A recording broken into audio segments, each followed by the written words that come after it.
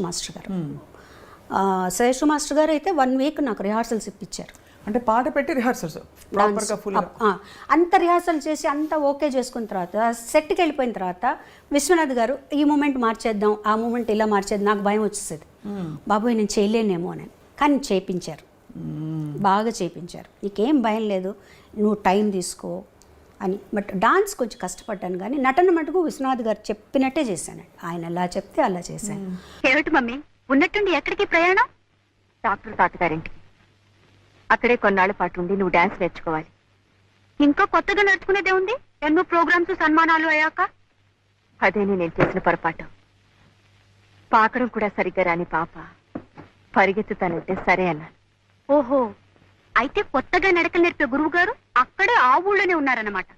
అవును. ఎవరు? బాలకృష్ణ గారు. వాట్?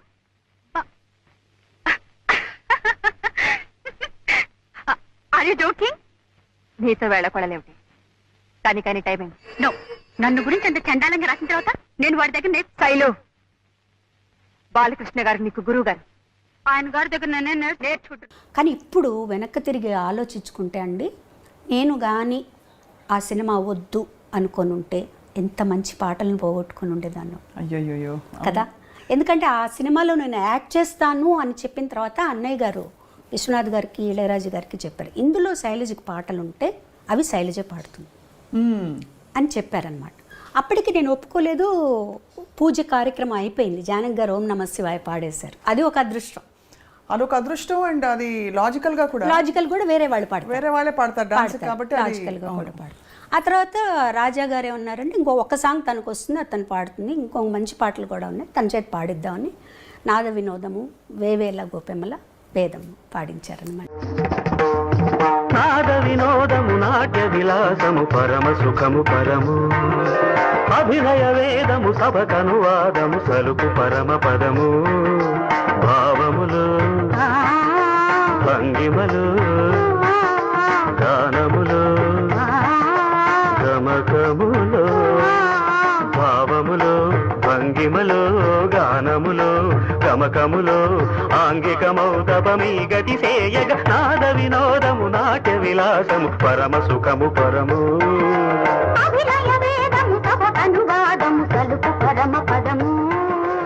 ఎంత బ్యూటిఫుల్ సాంగ్స్. బ్యూటిఫుల్ సాంగ్స్ నిజంగా. ఐ థింక్ రాబోయే 50 సంవత్సరాలు అసలు ఏ మాత్రం ఇది ఇప్పుడే పుట్టిన పాటలాగా పాడుకుంటున్నారు. ఇప్పుడు కూడా అంతే కదండి. అవును.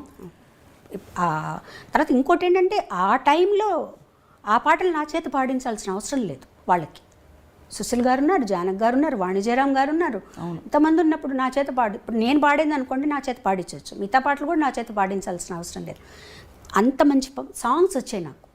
అసలు సాగర సంగమం అంటే నాకు ఆ సాంగ్స్ కోసమే నేను తర్వాత ఆలోచించుకున్నాను, యాక్టింగ్ అన్ని పక్కన పెట్టేద్దాం. అండ్ అది కూడా రికార్డింగ్కి వెళ్ళినప్పుడు మీరు ఇబ్బంది పడి భయపడ్డారు, మళ్ళీ నేర్చుకుని ప్రాక్టీస్ చేసుకురా. వేదం సాంగ్ అలాగే అయింది, అంటే అన్ని లైవ్ సాంగ్. వేదం లైవ్గా తీసామండి, లైవ్ అక్కడికి వెళ్ళి నేర్చుకున్నాం, అక్కడికి వెళ్ళి అప్పుడే నేర్చుకుని అప్పుడే పాడడం.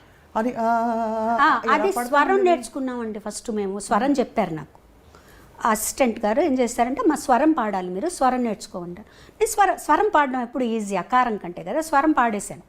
మానిటర్లో విని ఇళయరాజా గారు అన్నారు, స్వరం కాదు నాకు ఆలాపన కావాలి అన్న. రావట్లేదు ఆ ఫాస్ట్నెస్కి ఆలాపన. నేను చాలా టెన్షన్ పడిపోయాను. అన్నయ్య వేరే చోటుకి వెళ్ళాలి, వాళ్ళు ఇంత మంచి పాట ఇచ్చారు, పాడుతా అసగం భయం. అప్పుడు ఇళయరాజా గారు నువ్వు పని చేయి, నువ్వు స్వరం ఆయన అర్థం చేసుకుని నువ్వు స్వరం పాడేసేయి, రేపు మార్నింగ్ వచ్చి నైట్ అంతా ప్రాక్టీస్ చేసి మార్నింగ్ వచ్చి ఆలాపన పాడు. ఆ బిట్ ఆలాపన పాడేసేమన్నారు. నైట్ అంతా ప్రాక్టీస్ చేసి మార్నింగ్ వెళ్తే ఎంత సులభంగా అనిపించిందో అసలు. అంటే నేను అడిగాను, ఏంటి సార్ నిన్న రాలేదు, ఇవాళ ఎట్లా వచ్చిందంటే, సాధనమ్మా అంతే, నిన్న టైం లేదు నీకు పట్టుకోవడానికి, రాత్రంతా ప్రాక్టీస్ చేసో సాధన ఉంటే ఆటోమేటిక్గా వస్తుంది.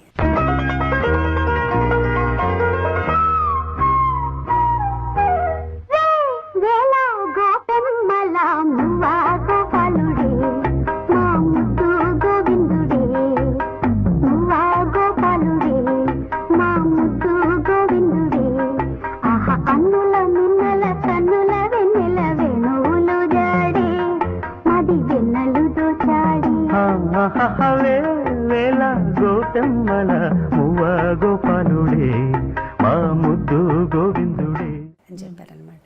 సో అదొక మంచి ఎక్స్పీరియన్స్ నాకు. ఆ పాట రూమ్లోకి వెళ్ళి తలుపేసుకొని ఇంకా అదే పని నాకు. ఎంత హై పిచ్ అండి వేవేల గోపమ్మల, అది కూడా రెండు చాలా హై పిచ్. ఆ హమ్మింగ్ తీసుకోవడం ఒకటి, అదే పాటకు మళ్ళీ యాడ్ చేయడం కూడా అంతే ఫాస్ట్లో వస్తుంది అమ్మాయి. ఆ హమ్మింగ్ పాడుకుంటూ వస్తుంది. అవును, అది ఒక టెన్షన్ నాకు డాన్స్లో ఆ పాటకి. అది మీరు యాక్ట్ చేస్తున్నప్పుడు ఎంత యాక్టింగ్ మీద ఆ షాట్ మీద దృష్టి ఉన్నా నా పాట వినిపిస్తోంది అనే ఒక మధ్య మధ్యలో ఇక్కడ ఎక్కడన్నా ఏమన్నా తప్పులు పాడనా సింగర్కి తప్పదుగా, ఎప్పుడు తప్పకుండా ఉంటుంది. ఎన్ని పాడినా ఎంత చేసినా మళ్ళీ అక్కడ ఆ టెన్షన్ ఉంటుంది మనకి. కానీ ఇట్స్ ఒక గ్రేట్ ఎక్స్పీరియన్స్ అండి నిజంగా. సాగర సంగమం అనేది నాకు ఒక చిరునామా నిజంగా. ఇప్పుడు వెనక్కి తిరిగి చూసుకుంటే ఒక చిరునామా.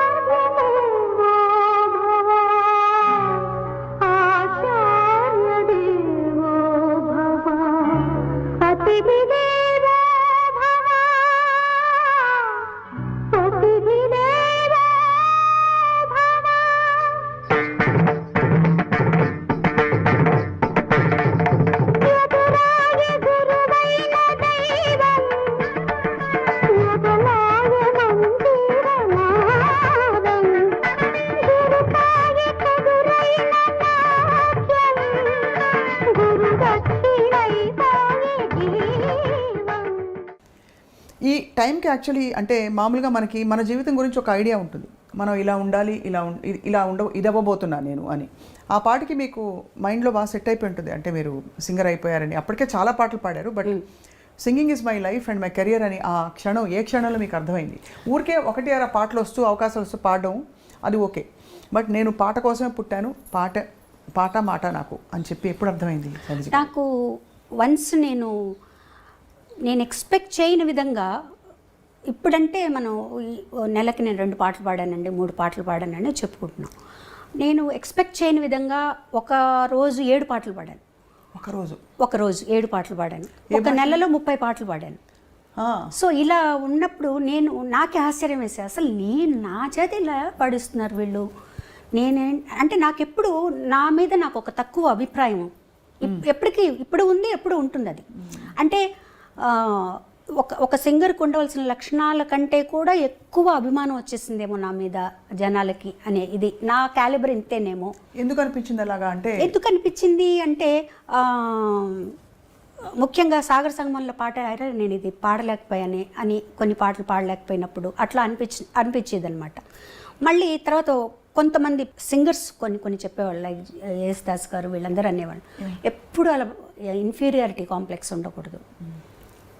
నీకు ఒక సాంగ్ వస్తుందంటే అది నీ వల్ల వస్తుందా? కాదు, భగవంతుడు పంపిస్తున్నాడు, ఈ పాట అమ్మాయికి ఇవ్వాలి అని, అంతే పాడాలి. మనకి ఇచ్చింది మనం వదులుకోకూడదు. మనం అన్నయ్య కూడా చెప్పేవారు ఆయన. అన్నయ్య కూడా ఇదే ఆలోచనలో ఉండేవారు, నాకు రావాల్సిన దానికంటే ఎక్కువ వచ్చేసిందేమో, పేరు ప్రఖ్యాతులు, నేను ఇంకా సాధన చేయాలేమో, ఇవన్నీ ఉండేవి అనమాట. ఆయన చెప్పేవారు ఎప్పుడు అలా అనుకోవద్దు, మీకు ఈ పాటలు ఎందుకు వస్తున్నాయి, వాళ్ళు ఏమైనా ఊరికే పిలిచి మీరేమైనా వాళ్ళకి ఏమైనా లంచాలు ఇస్తే వస్తున్నాయి, రావట్లేదు కదా. వాళ్ళు తలుచుకొని ఈ పాట తలుచుకోగానే మీ పేరు గుర్తొస్తుంది. ఇంతమంది సింగర్స్లో మిమ్మల్ని మీ పేరు ఎందుకు గుర్తొస్తుంది, ఈ పాట మీది, అట్లా అనుకోండి. ఆ తర్వాత నేను తమిళ్లో చాలా బిజీ అయిపోయాను. తమిళ్లో ఎన్నైనా పాడిருக்கீங்க? நிறைய பாடிருக்கேன் தமிழ்ல. எனக்கு தமிழ் பாட்டு ரொம்ப தெரியாது, மன்னிச்சிடுங்க. ஏதாவது ஒரு நான் முதல்ல పాడిన ఫస్ట్ పాడిన పాట ఇళయరాజా గారిది ఎలా జరిగిందంటే, ఆయన ఆడిషన్కి పిలిచారు నన్ను. పిలిచి ఆయన ఇన్ఛార్జి శ్రీనివాసన్ గారు ఉండేవారు, అన్నయ్యకి కూడా ఆర్కెస్ట్రాకి అతనే ఇన్ఛార్జ్. అతను వెళ్ళి చెప్పారనమాట ఇళయరాజా గారితో, ఇట్లా బాలు సిస్టర్ కచేరీలో పాడుతోంది, ఎందుకంటే రాజా గారు కూడా అన్నయ్యతో కచేరీలో పాడారు కదా, పాడుతోంది, నువ్వు పాడిస్తే బాగుంటుందేమో అంటే బాగుంటుంది కానీ బాగాలేదు అనుకో, అప్పుడు నేను పాడించకపోతే బాలు ఏమన్నా అనుకుంటాడేమో, తను సరిగ్గా పాడలేకపోతే అని అన్నారట. అట్లా వద్దు, నువ్వు ఆడిషన్ చేయి, నీకు నచ్చితేనే పాడించు అన్నారు. మీకు కూడా ఆడిషన్? నేను హెచ్ఎంవికి వెళ్ళి కూడా ఆడిషన్ చేశానండి. మాకు కూడా ఏంటంటే అప్పుడు అందరికీ ఆడిషన్, మైక్ టెస్ట్ చేసేవాళ్ళు, ఈ వాయిస్ మైక్ సరిపోతుందంటేనే తీసుకునేవాళ్ళు. హెచ్ఎంవిలో చేశారు నాకు మా ఆడిషన్. తర్వాత ఏవిఎంలో రాజా గారు పిలిపించారు. పిలిపించి ఏదో పాట పాడమన్నారు, పాడాను. పాడిన తర్వాత ఒకటే మాట అన్నారు, రేపు ఉదయం రికార్డింగ్ వచ్చేసేయి అన్నారు. నాకు అసలు అర్థం కాలే తమిళగా. ఆయన అంటే ఈతను చెప్పారనమాట, రేపు మార్నింగ్ రికార్డింగ్ ఉందట, పూజ నువ్వు పాడుతున్నావు రమ్మన్నారు. నేను నాకు ఇళయరాజా గారని ఆయన పెద్ద అప్పటికే ఎస్టాబ్లిష్ అయిపోయారు, ఆయన సూపర్ హిట్ సినిమాలు వచ్చేసాయని, అన్నకిళి ఇవన్నీ. ఇంటికి రాగానే అందరూ ఏమైంది ఇంట్లో అందరూ అడిగితే, రేపు మార్నింగ్ రికార్డింగ్ పూజట నన్ను రమ్మన్నారు సోలో సాంగ్ అంటే, ఓ మా చిన్నన్న అయితే నిజంగా అవును రా రేపు మార్నింగ్, నేను మామూలుగా రేపు మార్నింగ్ రికార్డింగ్ అట రమ్మన్నారు. రికార్డింగ్కి వెళ్ళాను. నాకు ఏమీ తెలీదు స్వప్న గారు, నిజంగా చెప్పాలంటే ఏమీ తెలీదు. ఒక పెన్ను చేతిలో పెట్టుకున్నాను రాసుకోవడానికి. వెళ్ళి అన్నయ్య ఏం చెప్పాడంటే, నువ్వు ఒక ప్రొఫెషనల్ సింగర్గా రాణించాలంటే నీ పాటికి నువ్వు వెళ్ళాలి, నీ వెనకాల ఒకళ్ళు రావాలి, నన్ను దింపాలి, నన్ను తీసుకెళ్ళాలి, అట్లా లేదు. నేను అక్కడ దింపేస్తారు, నువ్వు వెళ్ళి పరిచయం చేసుకొని నువ్వు వెళ్ళు. సరే నాకేంటి, రాజా గారు నిన్ను చూసాం కదా, అలాగే శ్రీనివాసన్ గారు ఉంటారు, భయం లేదని చెప్పి నేను వెళ్ళిపోయి పూజ కార్యక్రమం జరుగుతుంది. నేను ఒక తలుపు పక్క నిలబడ్డా, కూర్చోవాలని కూడా తెలియదు నాకు. వాళ్ళందరూ ఇంకా సింగర్ రాలేదు అని అంటున్నారు, నా వైపు చూస్తున్నారు, వెళ్తున్నారు. కానీ నేను సింగర్ అని ఎవరికి తెలియదు, నేను చెప్పలేదు, నాకు తెలియదు వాళ్ళు ఏం మాట్లాడుతున్నారు. తర్వాత కాసేపు అయిన తర్వాత ఎవరో వచ్చి, పాప నువ్వు పాడతావా, సింగర్వా? అవును రామ్మా, నీకోసం వెయిట్ చేస్తున్నారు రాజా గారు అని తీసుకెళ్ళారు. అలా ఫస్ట్ సాంగే సూపర్ హిట్ సాంగ్ ఇచ్చారు. అది ఇచ్చిన తర్వాత ఆ పాట అయిపోయిన తర్వాత ఆయన అన్న మాట ఒకటే, ఈ గొంతు నాకు చాలు అన్నారు. అని మధ్యాహ్నం పాట నువ్వు నాతో డ్యూయట్ పాడతావా అని అడిగారు. తప్పకుండా అప్పటికి నాకు తెలిసింది రాజా గారు అంటే ఏంటి, ఇంట్లో వాళ్ళందరూ వాళ్ళ ఎక్స్పెక్టేషన్స్ ఎట్లా ఉన్నాయి, రెండో సాంగ్ కూడా పాడదామని పిలుస్తున్నారని. తప్పకుండా పాడతానండి అని అక్కడే ఉండి 2 సాంగ్స్ పాడి వచ్చాను అనమాట. ఇంత చేసి మీరు ఇంత పాట వెనక, సరే నాన్నగారు చూసి చూడనట్టు కొంచెం ముందు ఎంకరేజ్ చేస్తూనే, నాన్నగారి దగ్గర డైరెక్ట్గా మీరు ఏమైనా పాట, హరికథ కానీ పాట కానీ నేర్చుకున్నారు? నాన్నగారు ప్రతి సంవత్సరం త్యాగరాజ ఉత్సవాలు చేసేవారండి నెల్లూరులో, ఆరాధనోత్సవాలు చేసేవారు. ఆయనకి మా అమ్మగారికి ఏంటంటే ఎప్పుడైనా సరే నేను కానీ అన్నయ్య కానీ లేకపోతే మా చిన్న చెల్లెలు కానీ హరికథ చెప్పాలి అని చాలా ఇంట్రెస్ట్గా ఉండేది. అన్నయ్య కూడా ఉండేది అది. నేను కొంచెం నేర్చుకున్నాను కానీ నాకెందుకు కొంచెం సిగ్గు అనిపించేది హరికథ. కానీ నాన్న దగ్గరికి వెళ్ళి చెప్పాను, నాన్న నేను హరికథ చెప్పలేను కానీ నాకు ఒకసారి ఒక 15 నిమిషాలు టైం ఇస్తే నేను పాడుతాను అన్నాను. ఆయనకి చెప్పారు, సినిమా పాటలంతా పాడకూడదు, త్యాగరాజ స్వామి కీర్తనలే పాడాలి అని. అట్లాగే నన్ను ఒక 3 కీర్తనలు నేర్చుకుని నేను పాడతాను, తప్పకుండా పాడతాను. అలా అప్పుడు కూడా ఏం చేశారంటే ఆయన 3 గంటల స్లాట్ ఇచ్చారు, చిన్నపిల్లలందరూ పాడే స్లాట్లో పాడించారనమాట. సో దానికి మా ఇంటి నుంచి అందరూ కదిలొచ్చి అదేదో నేను పెద్ద కచేరీ చేస్తున్నట్టు అనమాట.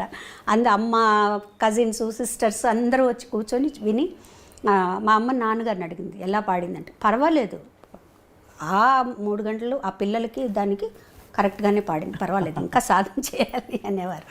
ముఖ్యంగా అలాంటి పాటలు ఏదన్నా నేను కాంపిటీషన్లో పాడుతున్నానన్నప్పుడు మటుకు దగ్గర కూర్చోబెట్టుకొని తాళం అది చెప్పి ప్రాక్టీస్ చేయించేవారు నాన్నగారు. మంచి పాటలు పాడుతూ ఒక్కసారి ఒక కాంపిటీషన్కి పెండ్యాల గారు జడ్జిగా వస్తున్నారు. సో అది చెప్పాం నాన్నగారికి, ఇట్లా పెండ్యాల గారు జడ్జిగా వస్తున్నారు, నేను పాడుతున్నా అంటే, ఆషామాషి పాటలన్నీ పాడకూడదు, నువ్వు పాడితే మంచి పాట పాడు అంటే, నేను పూజలు పూలు తెచ్చాను పాడదాం అనుకున్నాను. వద్దు, అంత సింపుల్ సాంగ్ పాడకూడదు, వచ్చేవారు ఎవరు అనుకుంటున్నావు, పెండ్యాల గారు అంటే, అప్పుడు దాంట్లోనే నీ దయ రాదా తీసుకున్నాను అనమాట. అది కూర్చోబెట్టి పాడించి మా నాన్న తాళం వేయించి మొత్తానికి ప్రైజ్ వచ్చేసిందిగా, ఫస్ట్ ప్రైజ్. అబ్బో! సో ఆయన వచ్చి మాట్లాడి ఆశీర్వదించి తర్వాత ఆయన మ్యూజిక్ డైరెక్షన్లో పాడాను. సో నేను అప్పుడు ఆయనకు చెప్పాను అనమాట, గురువుగారు మీకు గుర్తుందో లేదో కానీ మీరు నెల్లూరు వచ్చారు, నేను కాంపిటీషన్లో పాడాను. అవునా తల్లి, నాకు గుర్తులేదమ్మా, చిన్నదాని వేయంట అప్పుడు అన్నారనమాట. సో అంత అసలు ఇవన్నీ ఎక్స్పెక్ట్ చేయనివ్వండి. రాజేశ్వరరావు గారు, పెండ్యాల గారు, కేవి మహాదేవన్ గారు, గోవర్ధనం గారు, వీళ్ళందరి దగ్గర పాడటం అనేది అసలు చాలా గొప్ప, అంటే అదృష్టం అని చెప్పాలి. చాలా, మీ పాట కూడా అంత ఒరిజినల్ పాట అని అంటారు కదా, అంటే గొంతుకల్లో ఎక్కడ అప్పుడులో ఫాల్స్ వాయిస్లని రకరకాల అంటే సిస్టమ్స్ వచ్చాయి, ఇలా పాడొచ్చు అని కూడా వచ్చి, అవును. బట్ అలా కాకుండా, కానీ మీ తరంలోనే మీరు చిత్రగారు సమకాలికులుగా. అవునండి. మీ పాటల బాణీలో చాలా వ్యత్యాసం ఉంటుంది. ఆవిడదొక స్టైల్ ఆఫ్ సింగింగ్, మీరు స్టైల్ ఆఫ్ సింగింగ్. ఎప్పుడైనా ఇది మీకు అంటే కంపారిటివ్ ఇది వచ్చిందా, అంటే మీరు కలిసి పాడడం లేకపోతే అలాంటి సందర్భాలు వచ్చాయా? వచ్చాయండి, చాలా సందర్భాలు వచ్చాయి. మీ ఇద్దరం చాలా బెస్ట్ ఫ్రెండ్స్ అసలు యాక్చువల్గా చెప్పాలంటే. చాలా ప్రోగ్రామ్స్ చేసాం, అన్నయ్య కూడా లేకుండా నేను చిత్రాన్నే చేసాం అనమాట. టూర్ చేసాం, అమెరికా టూరు. మా ఇద్దరిలో ఎప్పుడు కూడా ఒక జెలస్ అని కానీ ఏది లేదండి. ఒక్కసారి నేను పాడిన పాట మళ్ళీ తన చేత పాడించేవారు. తను నాకు ఫోన్ చేసేది, శైలా ఇట్లా నువ్వు పాడిన పాట నన్ను పాడమని అడుగుతున్నారు. అంటే మీ వాయిస్ తీసి పాడించే? నేను ఆల్రెడీ రికార్డ్ చేసేసింది. ఎందుకు అలా జరుగుతుంది? అందులో మీరు అంటే ఇది సున్నితమైన ప్రశ్న, కానీ మీ పాట అంత బాగుంది ఒకటి. రెండోది మీరు ఎస్పి బాలు గారి సోదరి. అట్లా కాదండి, ఇక్కడ అలా ఉండదు. ఆ టైంలో ఎవరు హైలైట్గా ఉన్నారో దాన్ని బట్టి ఉంటుంది. అంటే ఎక్కువ ప్రామినెన్స్ ఎవరికి ఉంది అప్పుడు అట్లా కూడా చూస్తారు. మా సినిమాలో చిత్రగారు పాడితే బాగుంటుందండి, మ్యూజిక్ డైరెక్టర్ నన్ను పిలిపి పాడిపించారనుకోండి, లేదంటే ఆ పాట చిత్రగారి చేత పాడిస్తామని. అట్లా తను తను పాడిన పాటలు కూడా నేను పాడిన ఉన్నాయి. ఓ మచ్చుకు ఒక పాట అంటే మెన్షన్ చేయడానికి, స్వప్న వేణువేదో సంగీత్, అది ఒరిజినల్ నేను పాడాను. తర్వాత చిత్రగారు మిక్స్ చేశారు. అలాగే చిత్రగారు పాడింది నాకు పాట గుర్తులేదు. ఏదన్నా ఉంటే మేము ఇద్దరం ఫోన్ చేసుకుంటాం, ఇట్లా పాడమంటున్నారు, నేను పాడిన శైలాన్ని తను నన్ను అడుగుతుంది, నేను తనని అడుగుతాను అనమాట. ఎందుకంటే మా మధ్య ఏ గొడవలు రాకూడదు రేపు ఫ్యూచర్లో. సో మాకు అలాంటివి అసలు ఏమీ లేవు, ఇద్దరు చాలా హ్యాపీగా ఉంటాం. తర్వాత ఇంకొకటి కూడా అండి, ఎవరి టాలెంట్ వాళ్ళది, ఎవరికి ఎంత ఇవ్వాలో భగవంతుడికి తెలుసు. ఏది ఇవ్వాలో, ఎప్పుడు ఇవ్వాలో, ఎంతవరకు ఇవ్వాలో, ఏది మంచిదో అది భగవంతుడికి తెలుసు. దాన్ని మించి మనం ఏది ఆశించకూడదు. మనకి ఏది వస్తే అదే సంతోషం కదా. ఇప్పుడు నాకు ఒక టాలెంట్ నాకు ఉండొచ్చు, దాన్ని మించి తనకు ఒకటి ఉండొచ్చు, దాన్ని మించి నాకు ఇంకొకటి ఉండొచ్చు. సో ఇలా నేను ఏదనుకున్నా కూడా భగవంతుడు నేను ఎంతవరకు హ్యాపీగా ఉండాలి, నేను ఎంతవరకు, ముఖ్యంగా మనలో జలస్ అనేది ఉండకూడదండి ఫస్ట్. అది ఎప్పుడు మనల్ని ముందుకు రానిదు, ఆనందంగా ఉంచదు. ఫస్ట్ మన్ని లోపల తినేస్తుంది అది. 24 గంటలు దాని మీదే ఆలోచిస్తుంటాం. సో నీ టాలెంట్ ఉండి కూడా నువ్వు జలస్ పెట్టుకున్నావు అంటే లోపల అది బయటికి రాదు కదా. ఎలాగో నువ్వేం చేయదలుచుకున్నావు, నువ్వు స్టేజ్లో ఎలా పాడదలుచుకున్నావు, నీకు ఇచ్చిన పాట నువ్వు ఎలా పాడతావు, అంతే. ఇద్దరం కలిసి ఒక పాట పాడేటప్పుడు కూడా పోటాపోటీగా ఉన్నప్పుడు పాడేవాళ్ళం, అలాగే నవ్వుకుంటూ సరదాగా నవ్వుకుంటూ పాడేవాళ్ళం, అంతే. తప్పించి మా ఇద్దరి మధ్యనే కాదు, నాకు ఏ సింగర్స్తోనూ ఎప్పుడు ఎలాంటి ప్రాబ్లం రాలేదు, ఏ సింగర్స్తోనూ రాలేదు. మీరు అందులో ఒక విధంగా చూస్తే మీకు అడ్వాంటేజ్, ఒక విధంగా చూస్తే డిసడ్వాంటేజ్ అని చెప్పను ఎప్పుడు, కానీ అడ్వాంటేజ్ ఒక ఫ్రేమ్వర్క్ కూడా. మీరు బాలుగారి చెల్లెలు అవ్వడం వల్ల అందరూ మన ఇంటి అమ్మాయి, మన అమ్మాయిని చూసుకోవడం ఒక విధమైన ఇది ఉంటుంది. ఇంకో విధంగా చూస్తే గబుక్కుమని మీరు చొరవ తీసుకుని వెళ్ళలేరు. ఇంకోటి కూడా ఏంటంటే ఎక్స్పెక్టేషన్స్ కూడా ఎక్కువ ఉంటాయి. బాలుగారితో కంపేర్ చేస్తూ బాలుగారు లాగా పాడుతుంది, తను ఇలా ఇంత లెవెల్కి పాడుతుంది అనే ఎక్స్పెక్టేషన్స్ ఉన్నాయి. లక్కీగా ఏంటంటే నేను ఆడపిల్లని అయిపోయాను. ఇదే చరణ్కి అయితే చాలా ఇబ్బంది, చాలా ఎక్స్పెక్టేషన్స్ ఉంటాయి చరణ్. చాలా ప్రెషర్ అండి, చాలా ప్రెషర్. నేను చరణ్ అనే కాదండి, ఒక క్యాలిబర్ సంపాదించుకొని ఒక సినిమా యాక్టర్లను కానీ ఎవరైనా సరే వాళ్ళ పిల్లలందరికీ ఉంటుంది, కంపారిజన్ ఉంటుంది. 24 గంటలు వాళ్ళకి తర్వాతేనండి వీళ్ళు అంటారు, కానీ వీళ్ళంతా కష్టపడుతున్నారో, ఎవరైనా కష్టపడితేనే ఆ లెవెల్కి వస్తారు, అది రాదు. అది ఆలోచించరు, కంపేర్ చేసేసి బాలేదు అనేస్తారు అనమాట.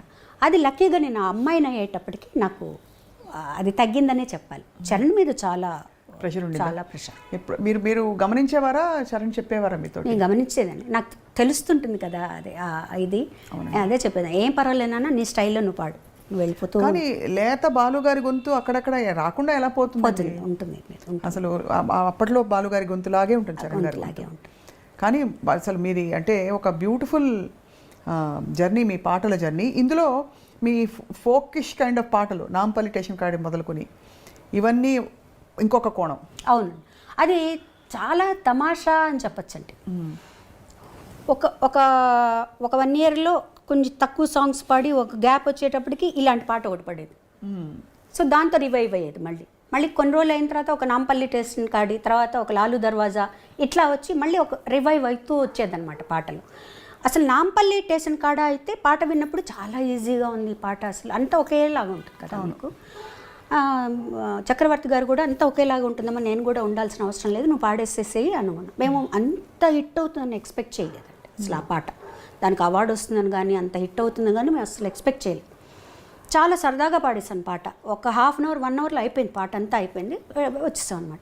దానికి వచ్చిన రెస్పాన్స్ చూసిన తర్వాత నాకు చాలా ఆశ్చర్యం వేసింది. ప్రతి వాళ్ళు వాళ్ళ దానికి కోరిలేట్ చేసుకున్నారు.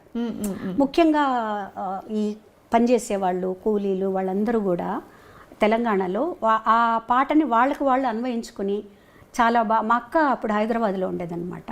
వాళ్ళ ఇంటి ఎదురుగుండా ఇల్లు కడుతున్నట్టు కూలీలందరూ. ఆ పాట వింటూ ఈ పోరు ఎంత బాగా పాడింది ఈ పాట, మన బాధలన్నీ చెప్పింది ఇందులో అనేవాళ్ళట వాళ్ళు. నాకు ఫోన్ చేసి చెప్పేది అనమాట, ఇలా చెప్తున్నారు అని. తర్వాత నేను చక్రవర్తి గారు కూడా కలిసినప్పుడు అనుకునేవాళ్ళు, అన్నయ్య ఈ పాట ఇంత హిట్ అవుతుంది మనం అనుకోలేదు కదా అంటే, చెప్పలేమమ్మా జనాల పల్స్ అది, దాన్ని ఆ టైము అది రిలీజ్ అయ్యేది అన్నీ ఉంటాయి చెప్పారు. అలా చక్రవర్తి గారు కూడా నన్ను చాలా ఎంకరేజ్ చేశారు. ప్రతి సినిమాలో ఒక పాట పాడించారు, చాలా ఎంకరేజ్ చేశారు. తిందామంటే తిండి లేదు, ఏదండి ఉందామంటే ఊరు లేదు, అదా, తిందామంటే తిండే లేదు, ఉందామంటే ఇల్లే లేదు, తిందామంటే తిండే లేదు, ఉందామంటే ఇల్లే లేదు, చేద్దామంటే కొలువు లేదు, పోదామంటే నెలవు లేదు, నాంపల్లి స్టేషన్ కాడి రాజాలింగు రాజాలింగ, రామరాజ్యం తీరు సూడు శివ శంభులింగ, లింగ రామరాజ్యం తీరు సూడు శివ శంభులింగ. అది మన మాదాల రంగారావు గారు అబ్బాయి యాక్ట్ చేశారు దాన్ని. అవును, మాదాల రవి గారు అవును యాక్ట్ చేశారు. తర్వాత టి కృష్ణ గారు కూడా అండి, చాలా మేమిద్దరం చాలా ఫ్రెండ్స్లా ఉండేవారు యాక్చువల్గా. చాలా విషయాలు మాట్లాడుకునేవాళ్ళు. ఎంత ఏజ్ గ్యాప్ ఉన్నా ఆయన చాలా విషయాలు చెప్పేవారు నాతో. ఆయన ప్రతి సినిమాలో ఒక పాట పాడించేవారు.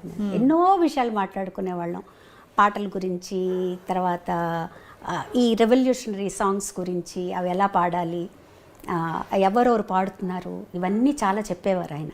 చాలా మంచి ఒక ఫ్రెండ్షిప్ ఉండేది మా ఇద్దరికి అన్నమాట. వారు లేకపోవడం అనేది చాలా చాలా చాలా బాధేస్తుంది నాకు. వాళ్ళు వెళ్ళిపోయిన అసలు మాటల్లో ఏం చెప్తామండి అంటే నిజం అనుబంధం ఉన్నప్పుడు.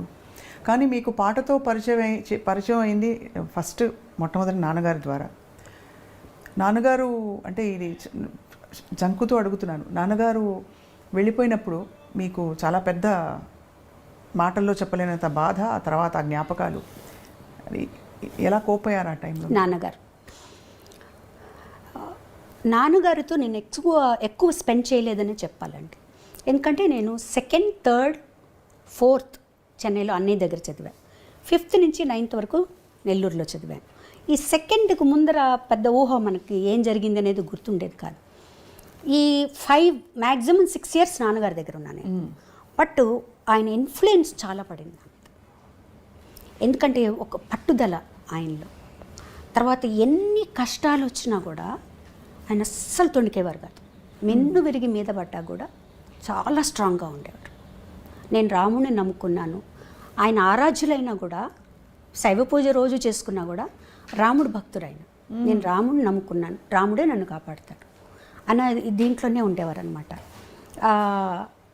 లక్కీ నేను ఇక్కడికి వచ్చాక ఏంటంటే, ఇక్కడి నుంచి నాన్నగారికి నేను ఉత్తరాలు రాసేదాన్ని.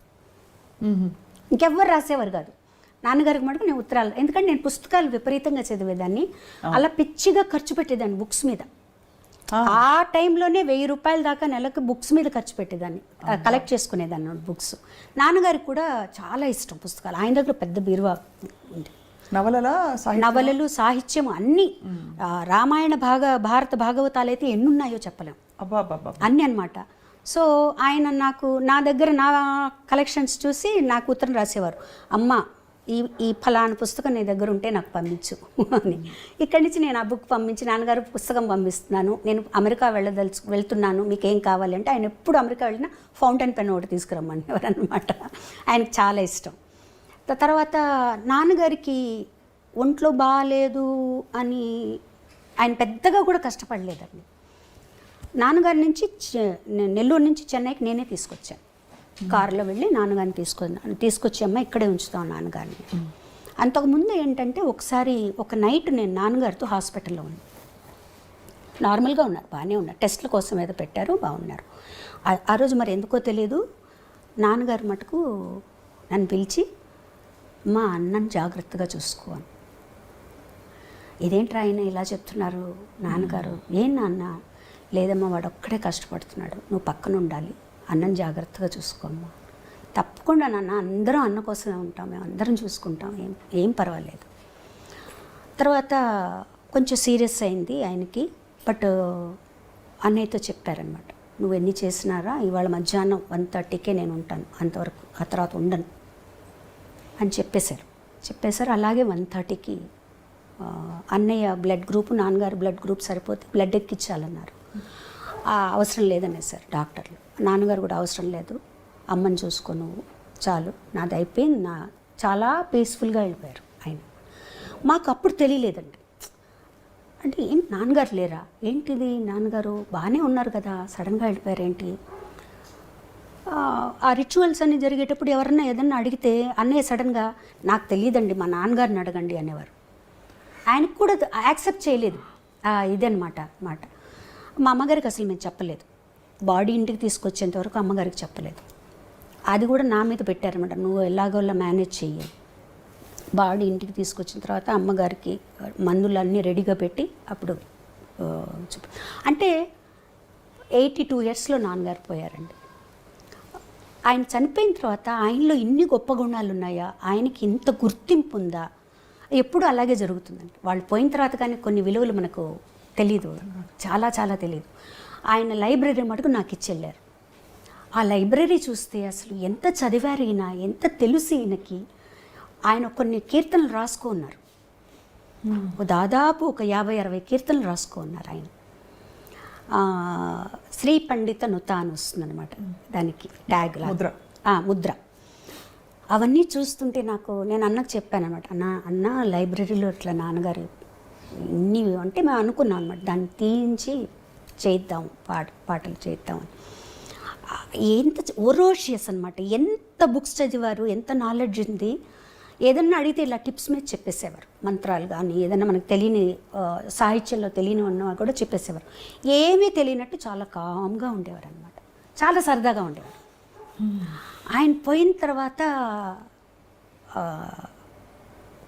మా వదిన కూడా, నేను అసలు ఏడవల, అది ఒక స్టేజ్లో ఉన్నాను నేను. అది నాకు నమ్మకం లేదు, ఏమీ లేదు, ఏదో పని చేస్తున్నాను. మా వదిన కూడా చెప్పింది, నువ్వు ఒకసారి కూర్చొని ఏడ్చేస్తే ఆ లోపల ఉన్న బాధ అంతా పోతుంది అంటే. నాకు ఏడుపు రావట్లేదు, నన్ను ఏం చేయమంటారు. అంతా అయిపోయాక ఇంకా సాయంత్రం రూమ్లోకి వచ్చి నా రూమ్లో నిలబడ్డాను అనమాట. నిలబడేటప్పటికి ఐ ఫెల్ట్ హిమ్, నా పక్కన మా నాన్నగారు ఉన్నట్టు. సో దెన్ అప్పుడు మంచం మీద పడిపోయి ఏడ్చి అలా నిద్రపోయాను అనమాట. సో అంతే. ఆ తర్వాత అసలు లేదు, నేను ఇంకా అందరికీ ధైర్యం చెప్పడం మొదలుపెట్టాను అనమాట. నాన్న ఎక్కడికి వెళ్ళలేదు, మనతోనే ఉంటారు, మనల్ని ఆయన లీడ్ చేస్తారు, మనకి ఏ భయం లేదు. Same thing I felt with అన్న. అసలు అది ఎందుకంటే ఇప్పటికీ స్టిల్ నాకేంటంటే ఆయన ఎక్కడో ఉన్నారు, హీస్ దేర్.